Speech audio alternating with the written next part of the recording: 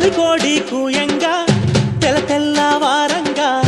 పాలు కడవల్లు నిండా పల్లె బంగారు కొండ పారుతున్న ఏరు పచ్చ పచ్చాని పైరు ముత్యాల ముగ్గుల్లో సిగ్గులొలికే పల్లె సంక్రాంతి సంబరాలు